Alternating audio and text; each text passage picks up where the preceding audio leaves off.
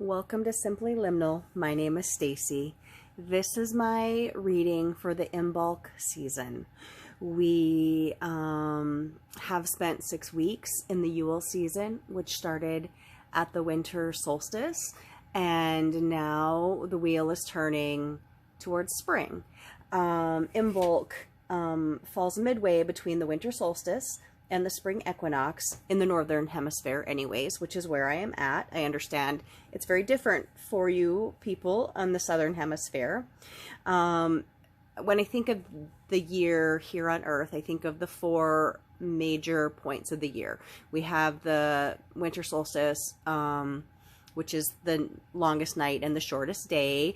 Then we turn to the spring equinox, where everything is in balance, the sun and the night, the day and the night. And then we turn again at the longest point of the summer to the summer solstice, where we have the longest day and the shortest night. And then we turn again in the fall to the fall equinox, where we are in balance again with days and nights. And so we have those 4 major points of the year. And then in between those, many people, cultures, in history as well as now, celebrate what is considered the cross-quarter holidays. So the holidays that fall between. And Imbolc is one of those. It is a term that comes from the Celtic, probably meaning in the belly. Another thought on it is the word Olmilk, and I'm probably going to pronounce that wrong, and I apologize, which translates to ewe's milk. And it does fit because this is when herd animals, domestic animals, or people even, tend to be pregnant, and they'll be having babies in the spring. But most definitely herd animals, which, you know, life used to be very, very dependent on, you know, the seasonal cycles. I have always felt very drawn to this time of year. I've had a lot of good beginnings in my life. A lot of good things start here at, you know, at this Imbolc season, around February 1st. Depending on where you're at, you may celebrate this on February 1st. You may celebrate this on February 2nd. I tend to always think of it as a February 1st holiday, and so that is how I'm celebrating it. But the idea here is that the earth is starting to warm up. You can't really see it yet, but you can feel it. Things are a little bit warmer, the days are getting longer, and we know we're stretching towards spring. I kind of think of it as the earth warming up. She's waking up and she's stretching after her long winter sleep. There are other holidays or festivals that fall around this time of year in many world cultures. The Greco and Roman culture celebrated holidays at this time of year. The Christian traditions celebrate Candlemas. The Chinese New Year is celebrated around this time of year, falling either just before or just after, depending on when the new moon falls. And American and Canadian culture, which is actually the idea of Groundhog's Day has spread out across the world, but celebrated definitely in the United States and Canada, where we look at the groundhog, you know, tied to traditions of the ending of winter and when spring is coming. Or as a predictor of when that might be. I mean, I always grew up thinking about Groundhog's Day. It's fun and it's exciting, and it touches back a lot on world history and world culture and world traditions. So I do want to just start this with an Imbolc blessing. May the life stirring underground stir new dreams to life within you. May the flames of inspiration and passion be ignited in your soul. So I'm working with my candle that I always work with for these readings, agate for strength, amazonite to help my voice and communication, and I'm bringing in a couple other crystals for this seasonal reading, carnelian for fire, and selenite representing milk in this case, because I do associate this holiday as being associated with fire in many traditions, the warming of the earth, as well as milk, which we talked about the idea of, you know, in the belly. So for the Yule reading, I was called to use this Denise Lynn Oracle, which is called the Sacred Forest. Kind of hard to see the title of it, but it is the Sacred Forest. And so in that same way, I've been called to use this for all of these seasonal readings that I associate with the wheel of the year. So I'll use this deck for 8 readings this year, and I will do what I did the last time. I will use this, the same deck, and I will do 1 card for the energy that's coming into us this season. We'll do 3 releasing cards and 3 initiation cards. Before I started this reading, I opened a circle of light and love and protection around myself, which extends to anyone who watches these readings, no matter when it might be. And I also call in my spirit guides and guardians to help me with this reading and to help me be a clear channel. And I also call in the spirit guides and guardians of the collective and the spirit guides and guardians of everyone who will watch this reading, whether it is today, tomorrow, if it's next Imbolc, 5 Imbolcs from now. Whenever you come to this reading, heck, if you watch it in July and you find something special in it or something that calls to you, then that was exactly when you were supposed to read it. So, or when you were supposed to see it. So I'm going to read intuitively from the cards and then also from the card deck. So here we go. This is our energy that's coming at us for the Imbolc season.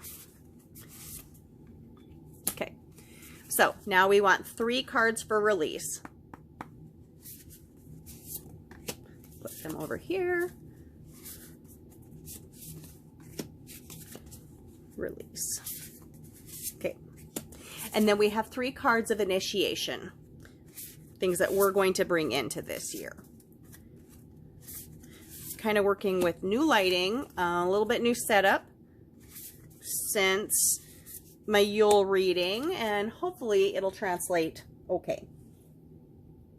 I also just want to say that I feel like liminal spaces are transition spaces where we're open to learning new information. It's like doorways, gateways, pathways where you're just right on the edge of learning new stuff. And I believe truly that these oracle cards are a way that spirit talks to us and can give us messages about what we need to know, what we need to learn, how we need to proceed, or even messages from our soul, our inner self, things that we can't know or remember in our human life. So the energy that we're working with for this Imbolc season, this is very exciting. We have Maple Spirit. This is generosity.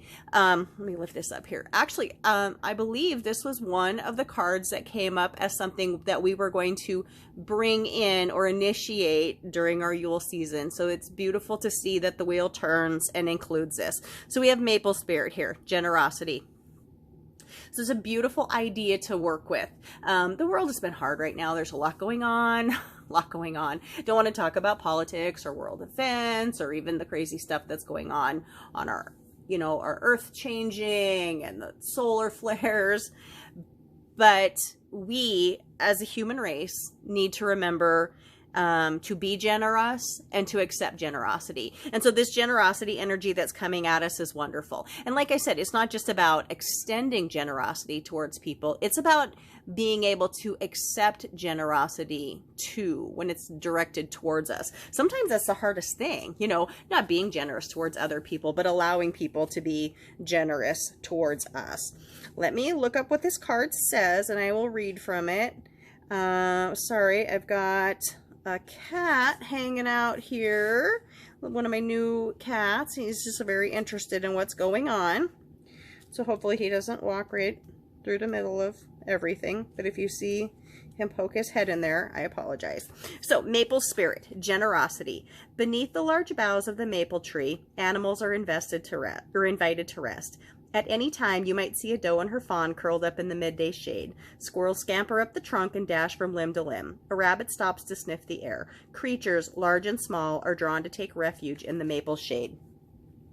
What you give out comes back to you tenfold. There are times in life to receive, and there are times to provide love, services, and items to others. This card suggests that this is the time to give your whole heart. Give without thinking of what you will gain in return. By doing this, you enter into the flow with the universe, and blessings will shower upon you.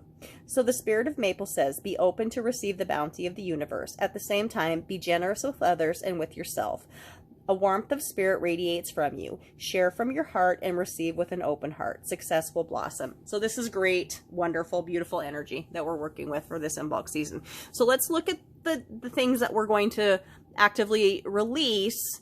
And sometimes releasing is good. When we release things, it allows energy for other things to flow to us, which is what we're going to learn about over here. But so the first thing that we're going to release is freedom. Now this is interesting. Eagle spirit. I feel like eagles are one of my totems. I'm excited whenever I see them. Eagles, hawks. I've seen multiple bald eagles today. Beautiful thing. But we have this idea of freedom. Now, we don't want to let go of freedom. We don't ever want to lose our freedom. But sometimes we have to understand that what's good for the collective might not feel like it's the best thing for us. But ultimately, the collective is important, and we need to respect that. And so this freedom card being released might just mean that we need to put the collective before ourselves, which is interesting because we've moved into Aquarius season, and Aquarius is very much about the collective in astrology. Let me read what the card says, and maybe we can understand a little bit better what Spirit is trying to tell us. This is card number 13. Okay. This card indicates that it is time to break free and let your spirit fly. Be daring as you go beyond predictable behavior. Fling your arms up to the heavens in joy. This card can also appear when you have let life or others restrict your freedom. And maybe that's what this card is about a little bit. Like not letting go of freedom, but letting go of the fact that our freedom has been restricted in many ways. Sometimes it's self-imposed restriction, but sometimes it's stuff that's restricted upon us. The truth is that you aren't here on this earth to be ordinary, but to step beyond limitations and self-imposed boundaries. The Spirit of Eagle says, this is the time to express yourself. Don't hold back. Choose life on your terms. Don't be trapped by the expectations of others.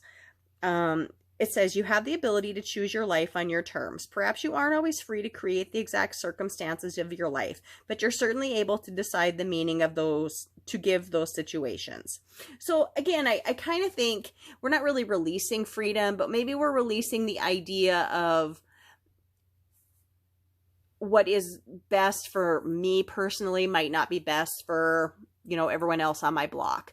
And maybe the best thing to do for us is what's best for the other 10 houses on the block and not myself, and to accept that. So let's look at another one of our release cards here.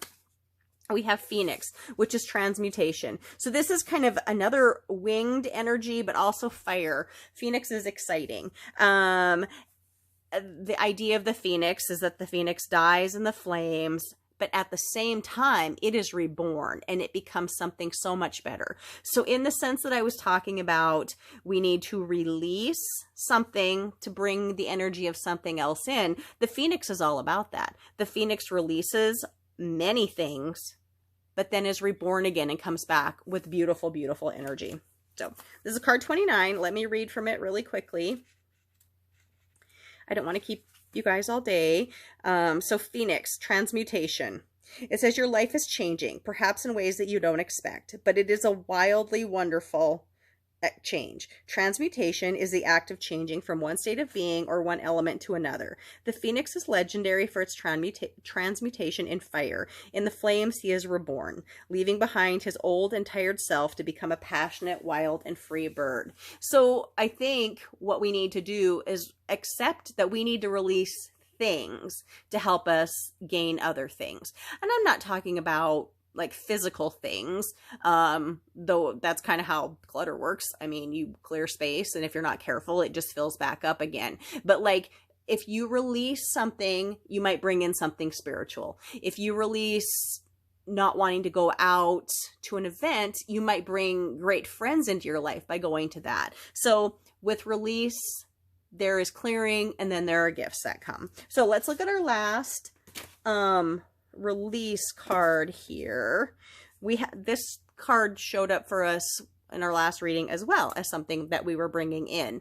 So we have Thicket of Thorns, which is uncertainty. So certainly we're releasing uncertainty. And when we say that, we are simply bringing in certainty. If you release uncertainty, then you are bringing certainty into your life. Sorry, my cat's just strolling around here. Let me read what this card says. This is number 43. I just remember this very distinctly from the Yule reading. And sorry, I'm struggling to get to the right page. Thicket of thorns, uncertainty. It says here, when we talk about something that is thorny, it means that it is a difficult or challenging situation. If it feels that you're stuck in some area of life, you're right. When you are truly uncertain about what direction to take, be still. Do not struggle to get ahead, as you'll only immerse yourself even deeper in the briars. The spirit of Thicket of Thorns says, timing is everything. Let go of the struggle. You'll gain great rewards. So here we have another card like the Phoenix that talks about releasing. This is releasing things. This is releasing your struggle. And by doing that, all these things will come in. So let's look at what we're bringing in actively with the energy of this season.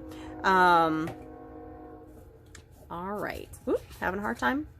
All right. So we are bringing in stillness, reflecting pool. This is a beautiful card. I've worked with this deck quite a bit, and I honestly have never pulled this card for myself, maybe because I'm not very still very often.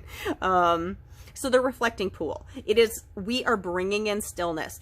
And, you know, well, we know spring is coming. We know the wheel of the year is turning again, and we're moving forward. We're still in the quiet. We're still in the winter. We're still where, you know, the ground is starting to warm up.